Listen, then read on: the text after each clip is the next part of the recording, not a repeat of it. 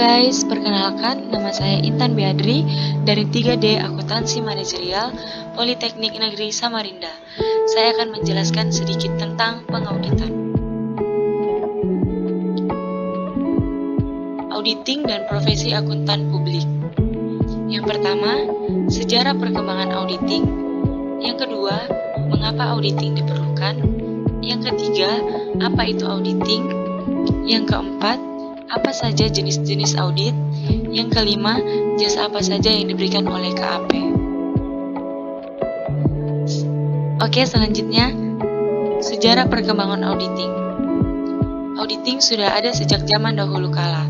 Ternyata, raja-raja dulu menata usaha kekayaan kerajaannya dengan jalan membagi fungsi pencatatan serta dilakukan penyimpanan yang baik untuk mencegah terjadinya penyelewengan yang akan terjadi.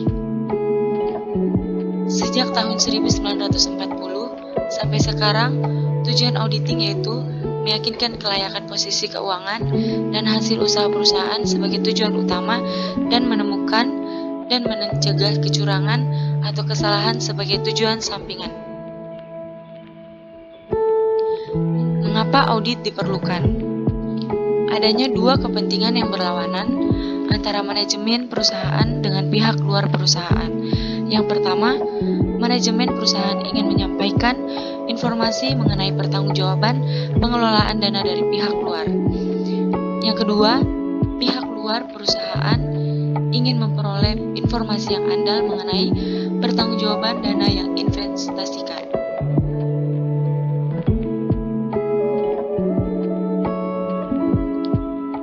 Definisi auditing. Ada 7 elemen yang harus diperhatikan dalam melaksanakan audit. Yang pertama, proses sistematis. Yang kedua, memperoleh dan mengevaluasi bukti secara objektif. Yang ketiga, asersi tentang tindakan dan peristiwa ekonomi. Yang keempat, derajat kesesuaian.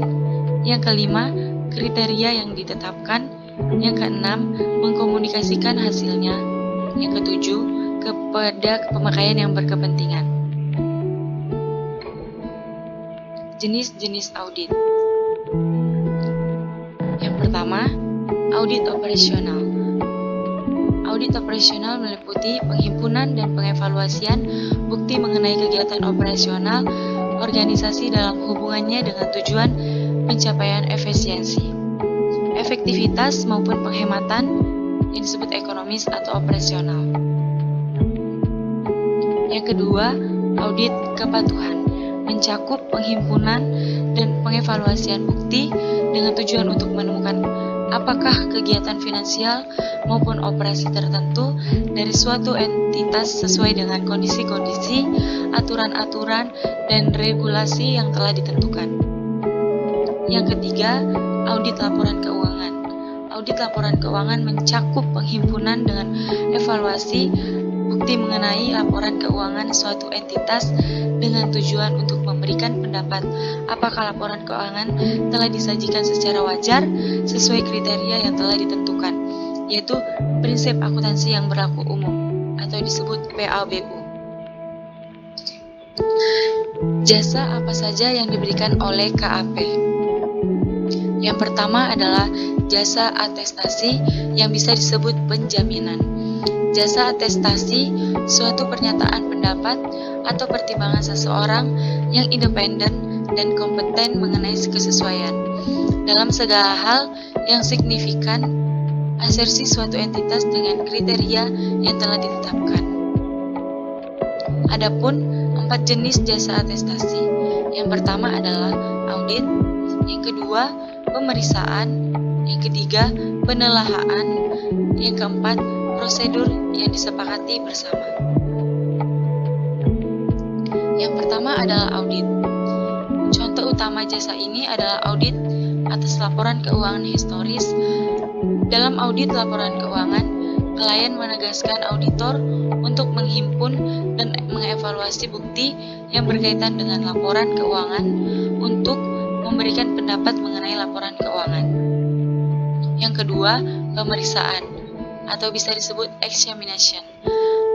Auditor dalam melakukan penugasan jasa ini akan memberikan pendapat atas asersi suatu pihak sesuai kriteria yang ditentukan. Keyakinan yang diberikan kepada examination adalah keyakinan positif. Yang ketiga, penelaahan atau bisa disebut review. Jasa review terutama dilakukan dengan wawancara, dengan manajemen dan analisis komparatif informasi keuangan suatu perusahaan. Lingkup kerjanya lebih sempit daripada audit maupun examination. Keyakinan yang diberikan pada review adalah keyakinan negatif. Yang keempat, prosedur yang disepakati bersama, yang bisa disebut agreed upon procedures. Lingkup kerja jasa ini lebih sempit daripada audit maupun examination. Sebagai contoh, auditor dan klien sepakat bahwa prosedur tertentu akan dilakukan atas elemen tertentu laporan keuangan. Misalnya, akun atau rekening kas dan surat berharga.